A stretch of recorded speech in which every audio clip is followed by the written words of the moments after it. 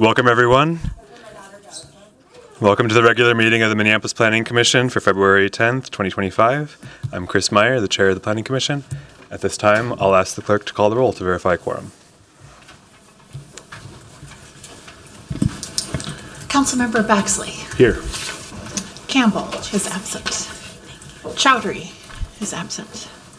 Conley. Here. Gordon. Here. Jones. Here. Meyer. Here. Shafty. Here. Thompson. Here. Wagner. Here. We have 8 members present. Let the record show we have a quorum. First, we'll move to adopting the minutes from January 27th. Is there a motion to adopt those minutes? Is there a second? Any discussion on the minutes? All right, all in favor say aye. Aye. Opposed? Abstentions? The minutes are adopted. Next, we will organize the agenda.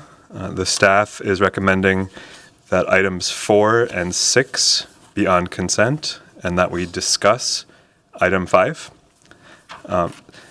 Was anyone here to speak against the staff recommendation for item number 4 regarding 800, 828, and 900 Washington Avenue North?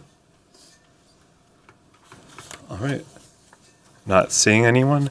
And was anyone here to speak against the staff recommendation for item number 6, which is 2833, 2837, 2839 14th Avenue South? All right. Not seeing anyone for that one either, so we'll have items 4 and 6 on the consent agenda, and item 5 will be discussed. All right, is there a motion to approve that agenda as I stated? So moved. All right. Second. All right. All in favor say aye. Aye. Opposed? The agenda is adopted. All right, so I will open the consent hearing for items 4 and 6. If you were here and wanted to just speak to either one of those, you can if you would like. And would anyone like to speak to either one of those? All right, not seeing any, so I will close the consent hearing. Commissioners, are there any comments or questions about our 2 consent items? I will just make one. I was really excited about item number 6. That's the type of project that we don't see nearly enough of. Do we have the applicants for it here? Are you in the audience? Okay, I just want to applaud you. It's not often that we see projects that rise to the passive house standard and that are so family friendly. I especially loved, the shared backyard that you have for kids in that project. So I just want to applaud that and hope we see more of that. All right, is there a motion to approve the 2 items that we had on consent? Is there a second? Second. All right, all in favor say aye. Aye. Opposed, abstentions? That is adopted. If you were here for items number 4 or 6, your projects are approved. Good luck with your projects. All right, now we'll move to our 1 discussion item, 411 Washington Avenue North. Staff is Hillary Dvorak.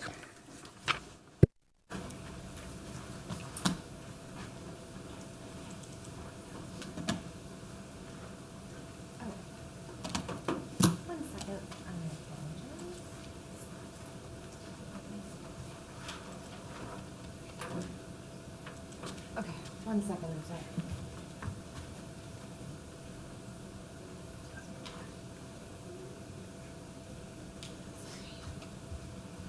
I downloaded the wrong.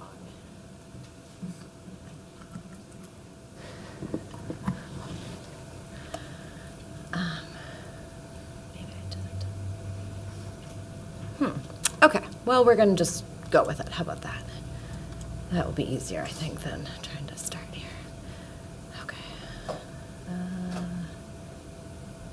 There we go. Sorry, we're going to improvise. Okay. Good afternoon.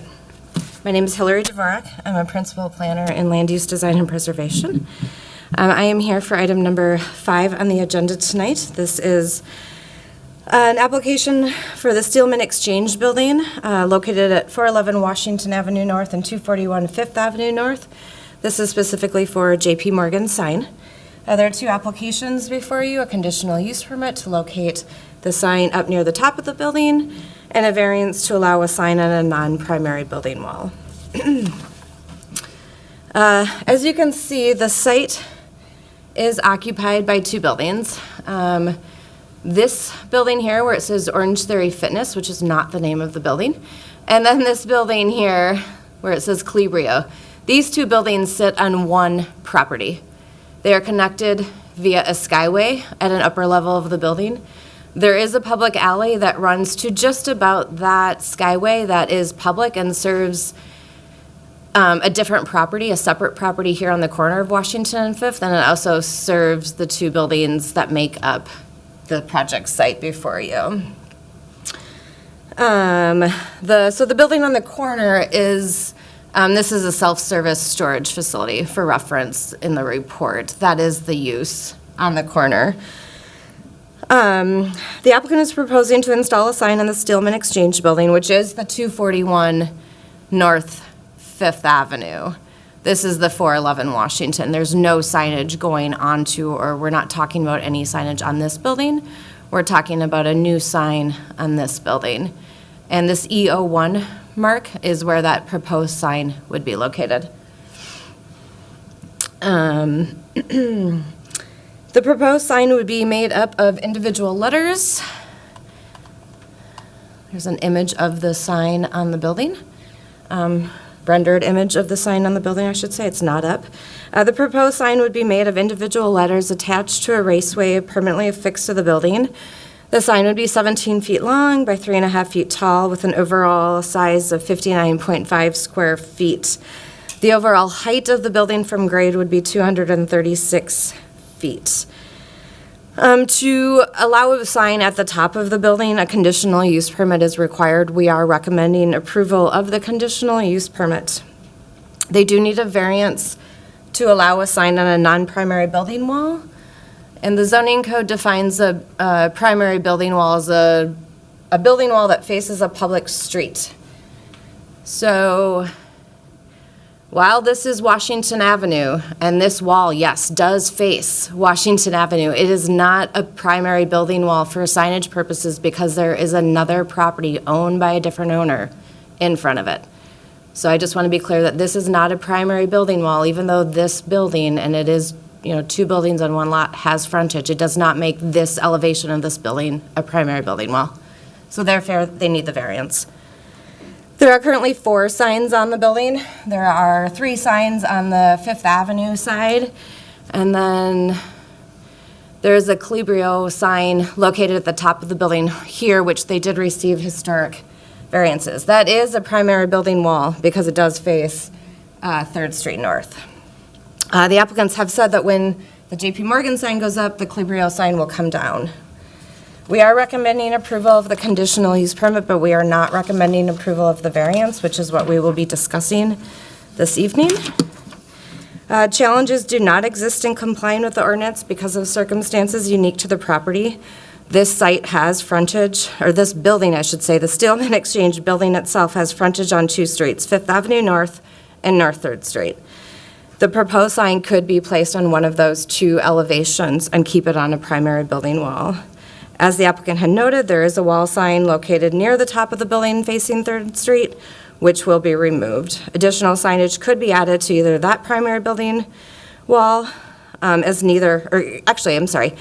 they could add signage to either primary building wall as neither of them are exceeding their sign allowances.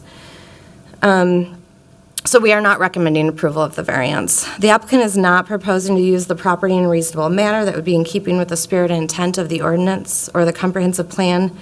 The area north of Washington Avenue is primarily residential in nature, and the majority of the buildings in the area are between 4 and 6 stories in height. Given the topography in the area and the height of this subject building and the surrounding buildings, the proposed sign would be visible to a large number of residents. While there are signs along Washington Avenue that those residents can see, one would not expect to see a sign on this elevation. It is not a primary building wall, so it is a layering effect of signage if we were to allow this sign to be here. Granting of the variance could alter the essential character of the locality or be injurious to the use or enjoyment of other property in the area. The area north of Washington is located in the St. Anthony Falls Historic District. The Historic District stretches both sides of the river, and given the topography in the area and the height of the building, the proposed sign would be visible to a large number of properties in the Historic District. I did, just for the heck of it, put myself in Boom Island Park, and I can see the top of this building from Boom Island. So that is how far one would see this sign if it was located on this non-primary building wall. For those reasons, we are recommending denial, and I will stand for any questions. Thank you. Commissioners, are there any questions before we proceed to the public hearing? Commissioner Thompson. Thank you. Thank you for that. Can I just tease out, I was writing a note to myself to understand the difference. So the variance would allow that wall, and you're saying no good, but the conditional use permit would allow the sign itself. And but at a different wall? The conditional use permit would allow the sign to be above the, would allow it to be above 48 feet, because in this zoning district, the maximum height from grade to the top of the sign is 48. They're asking to go to 236. Got it. We did support a sign on a building at this height on the opposite side, on the primary building wall side facing North Third. So we have supported a conditional use permit to put a sign here, but we are not supporting, we're supporting the conditional use permit because there are two primary streets I could put it on. Just We're not on supporting that the wall. variance. Okay, Correct. thank you. I just wanted to clarify. Thank you so much. Yep, thank you. Any other? Commissioner Johnson. So the proposed wall, sign, if it goes on, would either go on the Fifth Avenue side or the Third Street side? Well, the proposal before you today is to put it on that non-primary building wall sign, which faces Washington. Washington, right. With a building in front of it. So this cornice line is the self-service storage building located between the Steelman Exchange Building and Washington. So this is where they would put that, this is where they're proposing the sign. We're saying that you could put it on Fifth Avenue or Third Street. But not Washington, not facing that Washington? Not on the Okay. non-primary But either of the building other wall. two? Okay, thank you. That is our direction, yes. Any other questions from commissioners? Commissioner Baxley. Thank you, Hillary. Is there any, this neighbor's pretty eclectic. There's signs everywhere on non-primary and private. Has there been any recent applications or variances in this area that you're aware of? I mean, Target Field's probably that had to be an interesting discussion, but. Yes, well, you guys did just review signs for Northwood Green, Correct. which is just up on Fifth Street, so a couple blocks away. So we've had those signs. I am trying to think of other I think specific. Clear Night has one on parallel, it's above the old Gardner Hardware building. You know, there's a big painted sign on the non-primary facade there too. Yes, on Washington. the applicant and I discussed many signs that sit out in the road Right. today. Some of them were put up illegally. Some of them have been there for over 100 years. Okay. There's a story for every sign. We could, if there are questions about specific ones, we can see if those have permits. I can tell you that, some of these have gone through HPC, some of them have come through Planning Commission. This one's here tonight. So, yes, you do see signage everywhere. Got it. Thank you. Thank Well, you. that prompts a question from me. What happens when they put up the signs illegally? We have identified ones where that's the case? I'm not saying on this building, I'm just saying I know, in but- general. We would call it out to our enforcement if Okay. we had signage that weren't there, or that wasn't put up properly. Okay, good. Any other questions? All right, not seeing any, so I'll open the public hearing. And we'll just read a note. Was anyone here for the public hearing? Yes. Okay. Yep, yeah, Okay. the applicants are here. Okay, and just going to read a quick note that we broadcast these meetings live to enable greater public participation. So we ask you to speak clearly into the microphone and speak slowly enough that the captioners can capture everything you're hearing. And we'll invite the applicant to come first. If you want to come and introduce yourselves.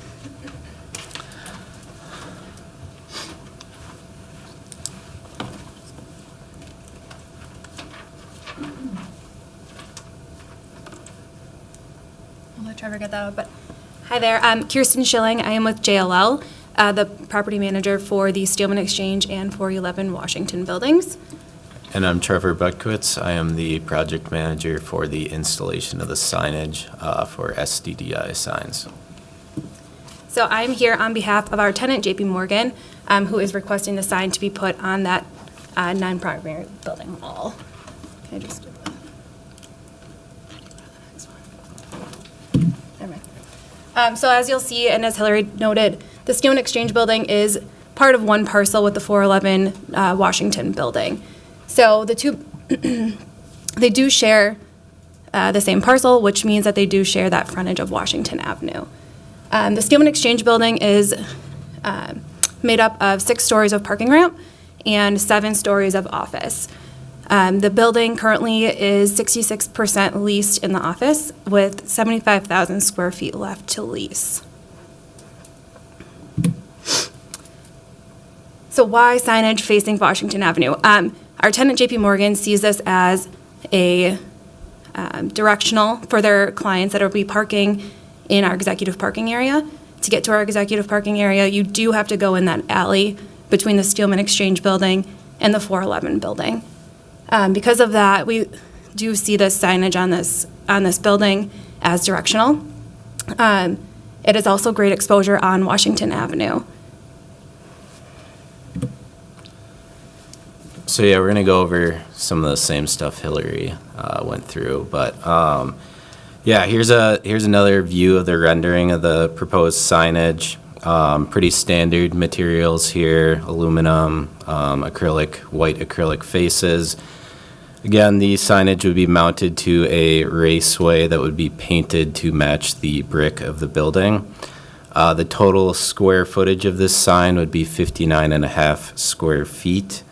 And the illumination type would just be your standard signage illumination, not overly illuminated or anything like that.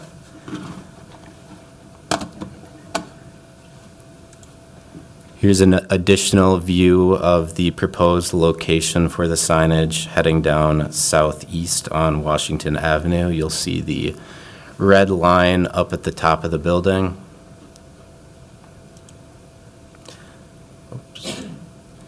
And here is that scaled view of the signage as well. So you can see here, being the Steelman Exchange is a fairly large building, the sign itself is not going to take up much space. It would account for less than 1% of the wall area. The bottom left here on the whole wall section, I've pointed out the parking entrance, which again, this is going to be where JP Morgan and their public clients will access parking for the building. So I brought with me a cutout of the J for the signage, which would be 29 inches tall.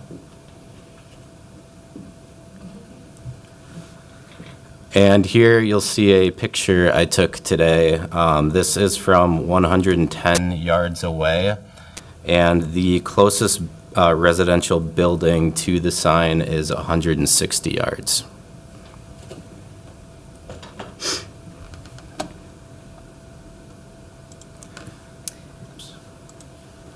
So again, we're only seeking the variance for the placing on a non-primary building wall. The sign would be well within regulated sizing regulations. Again, I want to point out here that JP Morgan and their public clients will access the parking to the building in that parking ramp within the alleyway between 411 Washington and the Steelman Exchange.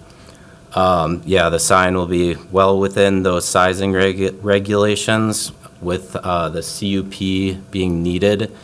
This wall would allow for 300 square feet of signage. Again, our sign is only 59.5 square feet, so it would only be accounting for 20% of that overall regulated amount of signage. The CUP has been recommended for approval, as Hillary stated, so it met all findings for the CUP. Just some notes on those findings. The sign would not be injurious to the use and enjoyment of other property. It would not have impact on traffic congestion. It would promote an attractive environment by minimizing visual clutter and confusion caused by a proliferation of signage, and it would not lead to sign clutter. Again, this would be the only sign placed on this wall, allowing up to 300 square feet per the CUP. If the variance is not approved, as discussed, the alternative would be to place the sign on the Fifth Avenue side of the building. As discussed already, there's 3 signs mounted to this wall totaling 82.5 square feet. So we feel adding additional signage on this wall could lead to sign clutter.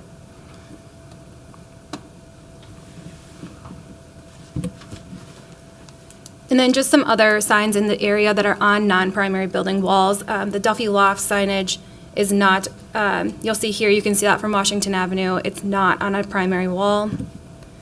The Deja Vu signage, this is also, you can see that on Washington Avenue, but it is not on a primary wall, which would be facing Washington Avenue. And then T3 as well has signage that is not facing a street or parking.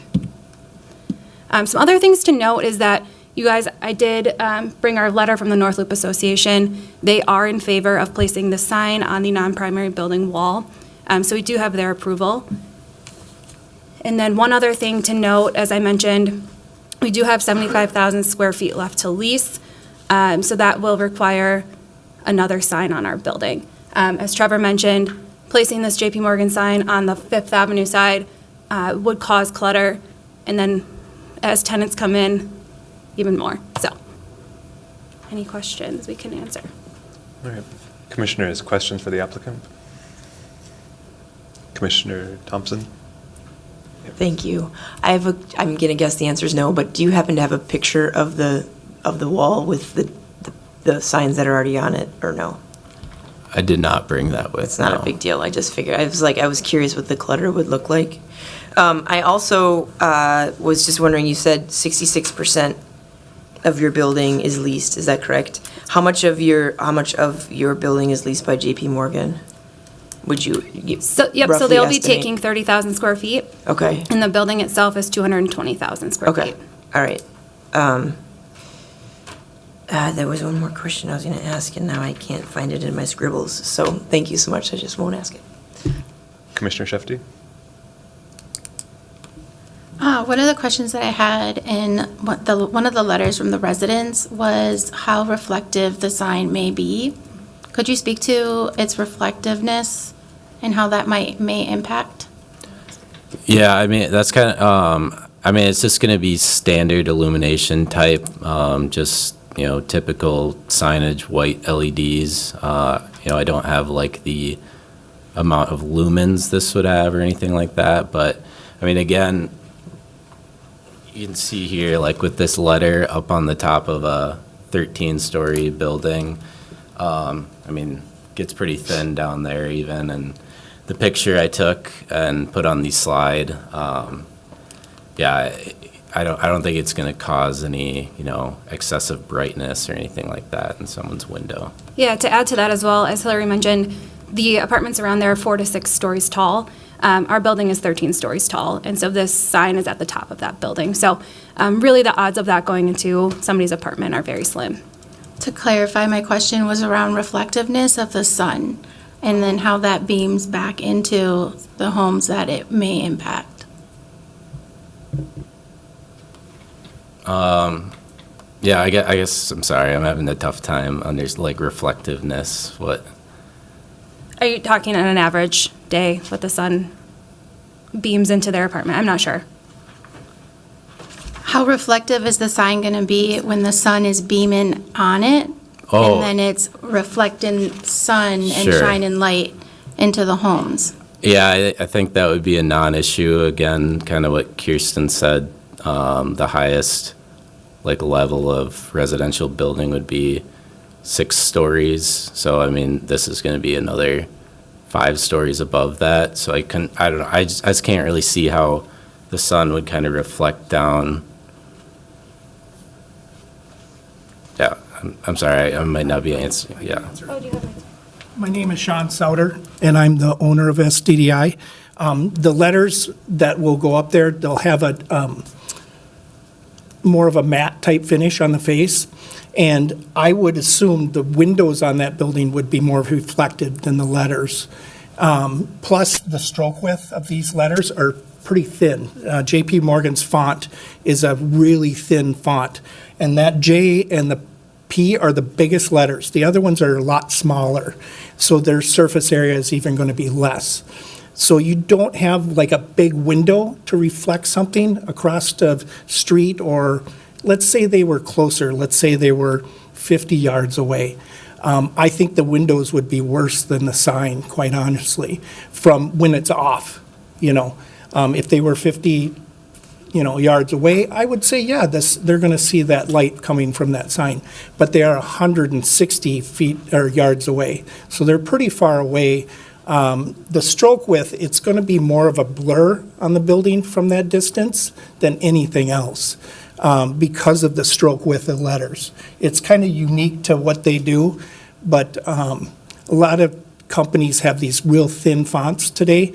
If this was like a Helvetica or something really thick, then it probably would be more visible from that distance, but it's not going to be. Does that help? Great. Commissioner Thank you. Jones? Yeah, I had a question for Hillary. Can you talk a little more about the the primary, non-primary, sort of behind the zoning code? Like, what's the function and the purpose of that? And also, again, because there's a building separating this building from Washington, it makes it considered non-primary. Okay, thank you. Yes, I mean, for all of those businesses, take a Lindale or a Nicollet where you have residential across the alley, if we allowed signs on non-primary building walls, then all of those, it's to really protect the residents who live around the site. It's also to minimize the amount of sign clutter that we have on building walls. But I think the primary purpose of keeping it on the street-facing side is to minimize its impacts on surrounding neighbors, regardless of the location.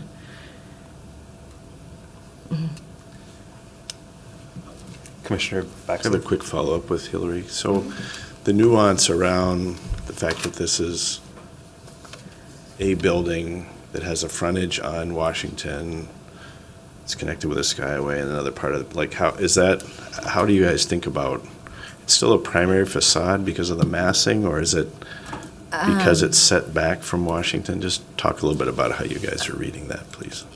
Yeah, I mean, yes, this is a primary elevation, but these are two separate buildings. Having a skyway does not make them one building. Okay. They're two distinct separate buildings, and so this building does not have frontage up on Washington. Its front property line is not Washington. Perfect. Okay. It would just be like saying, you can't put a sign for the 411 building on the front of this building. Right. Like, that would be, I guess that's somewhat different. That would be off-premise advertising. But this is why we, put signs on the fronts of buildings or on street-facing sides, so you know, but. Thanks for the clarification. Appreciate that. And then one follow-up for the client. So if you don't put the sign on this face, it'll end up going on the Fifth Avenue side of the building? Yes, it will go on the Fifth Avenue side. We've had this conversation with J.P. Morgan, and that's the only side of the building that they're willing to move to. Okay, thank you. I have one more question for the applicant, but first, Hillary, if you can find a photo of like what Commissioner Thompson was asking, to see the clutter of it, that'd be helpful. But first, for the applicant, while you're looking for that, if you can. So in order to approve a variance, we would need to find a practical difficulty. So what is the practical difficulty that you're proposing? Sure, so our difficulty at this point would be directional. J.P. Morgan has high-profile clients coming in, and they are going to access parking through our executive parking level, which is our private parking, only accessible in that alley. So having that sign on that wall will let them know, this is the right building, turn here, because you have to turn before you get to the building. Okay, thank you. Any other questions for the applicant? Commissioner Conley. Thank you, Mr. Chair. And just to add on to that, though, parking instructions and how to access the executive level parking ramp for the high-profile clients that are coming in couldn't be something that's shared with them? Sure, within and the we zoning do intend to share that with them. However, I'm sure you've done it when you're driving. It's hard to drive and look at where am I going on a direction. So having that building just right there, and that sign just staring at you is much easier, I would say. Certainly, and I thank you for that. I would just add that the zoning code is very clear, and I think that with other options to put this sign, that's what should be considered. I was also going to ask about what the current clutter looks like now. That would have been helpful to at least get a visual. Sure. But without that, I think that it's hard for me to see the practical difficulty. Sure. Given that there are other, as Hillary looks to, given that there are other alternatives to providing people with information on how to park as they enter your facility. Thank you, Mr. Chair.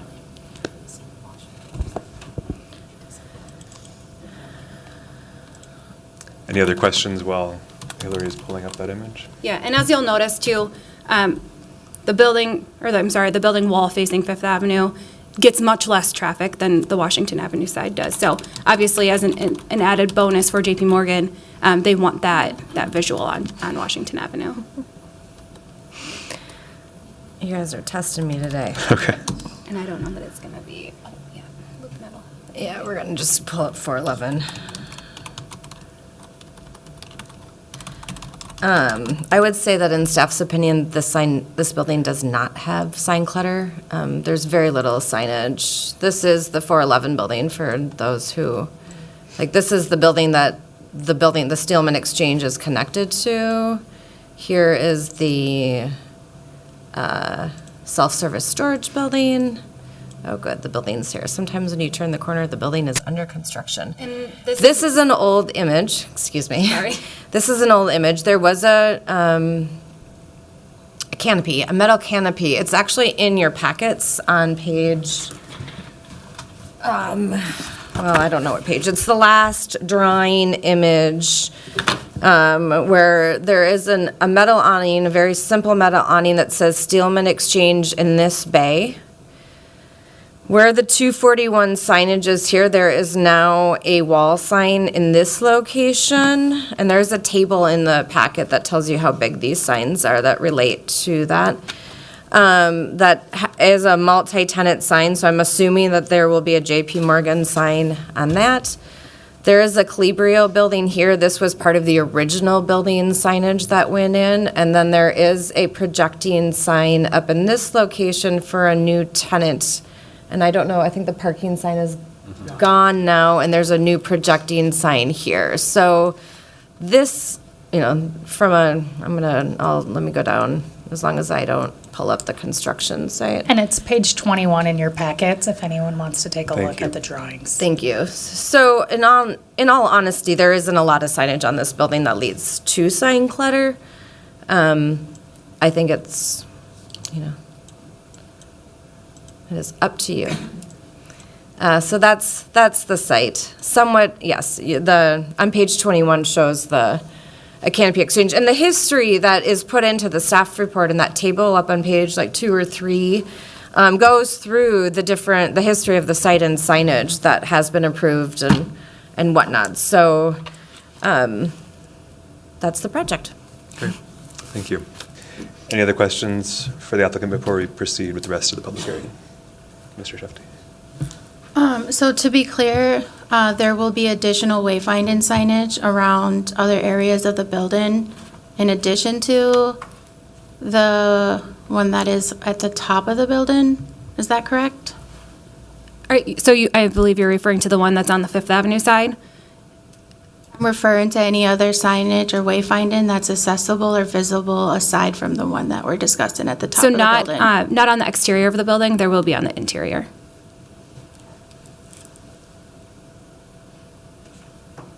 Not seeing anyone else? Thank you. You can go ahead and testify next. My name is Sean Souter with SDDI. One of the things that we do when we do wayfinding, you direct and identify, then direct and identify to get somebody to some place. And having the signage on the building as people go down Washington and they see it, oh, I know we have, our phones and everything, but nobody's supposed to be on their phone while they're driving. But when you have these items like the lettering on the building, that is an identifier to bring somebody to that area.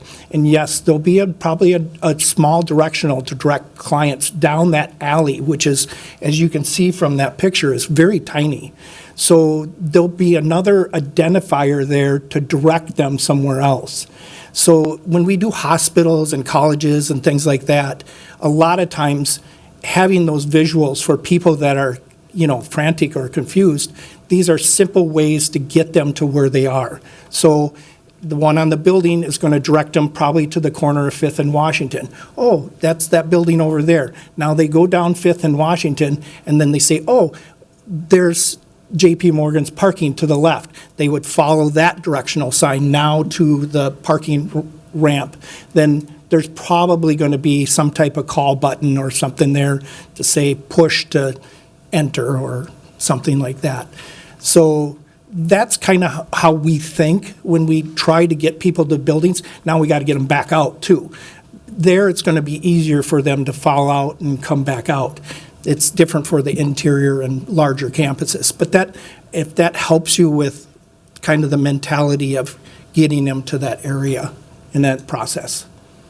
Thank you for clarifying that. I guess when an argument was made earlier about the visibility on Washington for directional wayfinding, and then also hearing additional opportunities that are possible on other areas, it would have been helpful to have that argument be more clear. Sure. And all together in like one, more succinct anyways. So I appreciate you breaking that down for me. Yeah, we tried to do our best on it, so. Thank you. Yep. Would anyone else like to testify? Were you here for that? No? Okay. Any other testifiers? All right. Seeing none, I will close the hearing. Commissioners, comments, motions, questions? Commissioner Thompson. Yeah, I'll just state, I go back and forth on this. I'm not a fan of signs in general, especially on a historic building. But I feel like this is, I guess it's like a 51-49 in my thinking that this is reasonable, especially given the dearth of core businesses that we have right now in the city. We're really struggling with that, let's be plain. So I would like to make an amenable situation for people who are investing in our community. So that's my take. I'm going to support the variance. Thanks. Okay. So did you want to make a motion to that? And if so there's the CUP, which the staff is recommending, and then there's the variance, which the staff is not recommending.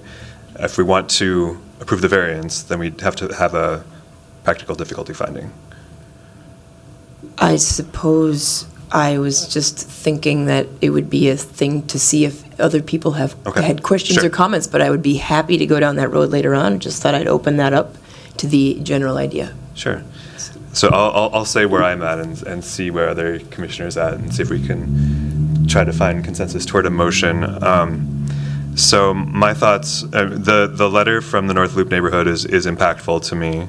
I agree with the letter that I find the sign, the black and white, pretty understated, simple design to be very tasteful. I like it.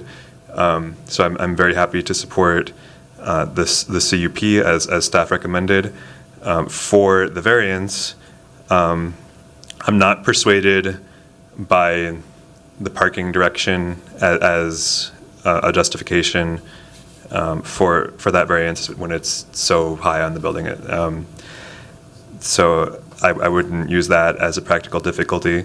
I could plausibly be persuaded by the argument that complying would lead to clutter on that side, which is what the neighborhood association cited as their reasoning. So if we were to find a practical difficulty, that's where I would go with it. But having seen the images that staff showed, it didn't look cluttered to me. So I'm not persuaded to go with that.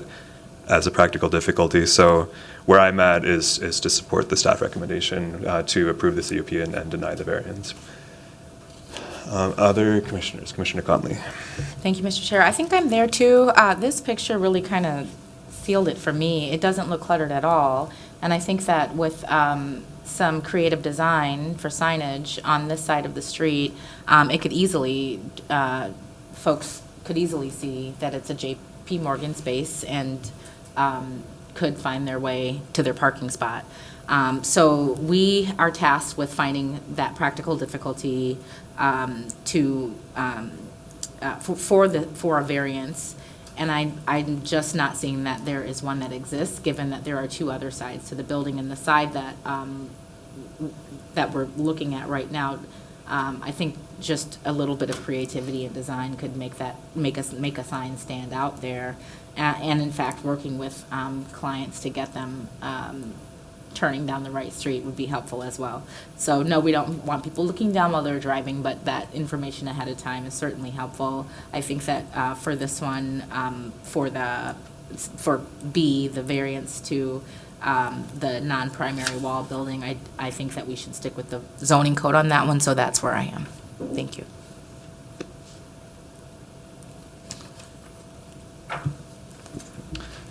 Thank you, Mr. Chair. I'll chime in with some thoughts as well. I'd echo what Commissioner Conley said.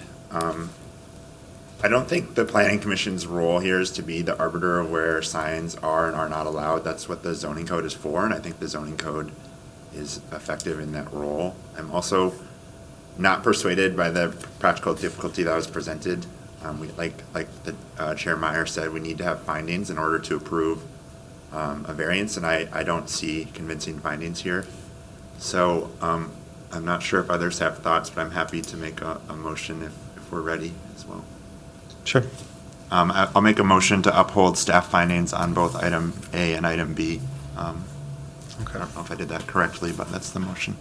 There's a motion. Second. All right. And I'll just ask Commissioner Thompson, if you want to divide the motion, we can. I sense which way the wind blows, but thank you. All right, so there's been a motion and a second to approve the staff recommendation, which is to approve the CUP and deny the variance.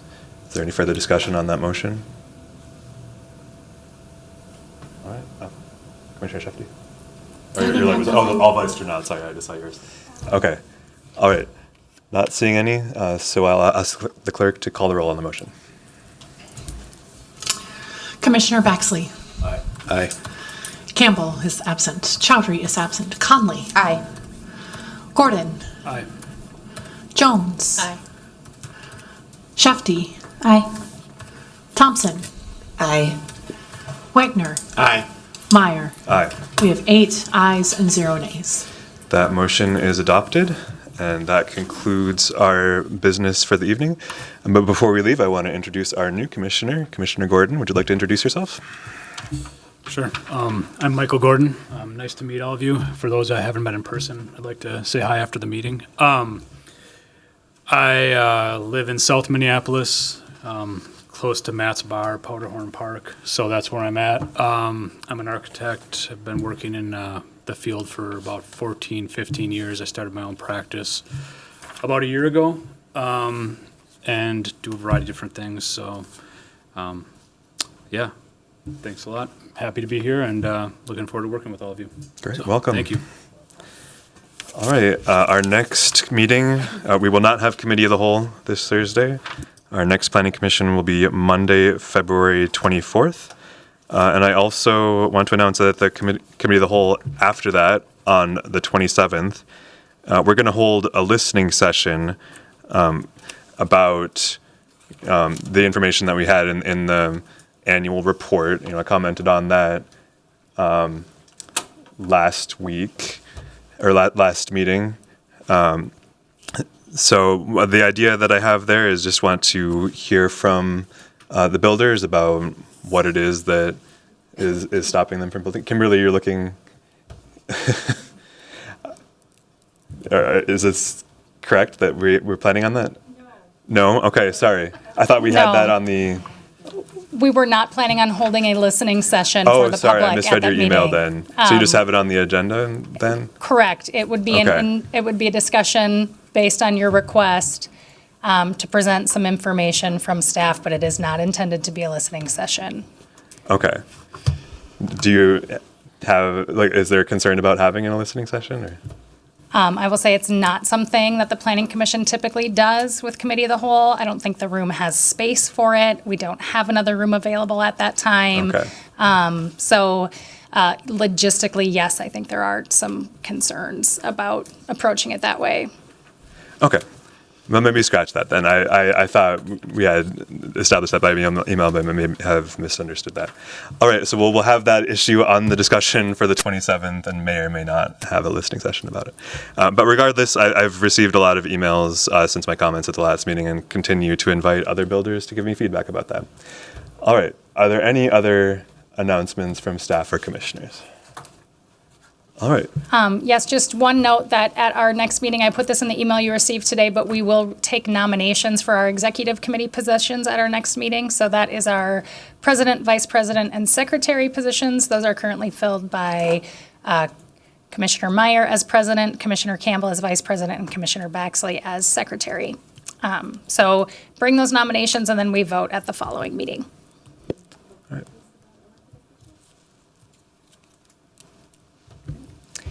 What was your question, Commissioner Conley? We couldn't hear it. Oh, so, Just if she wanted to add that elected officials cannot hold executive office. oh, okay. Sorry. Yep. It's my understanding that for anyone here that holds an election certificate, we cannot serve as executive officers. That's a that great, oh, sorry, go ahead, Commissioner. I was just saying that was my understanding.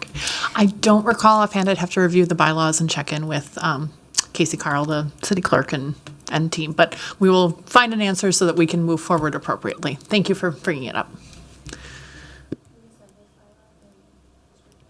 There are bylaws posted online. I'll be honest, my brain does not do real great holding on to information, so if someone would be willing to send me an email to remind me, I would greatly appreciate it. All right. Any other announcements or comments from commissioners? All right, we are adjourned.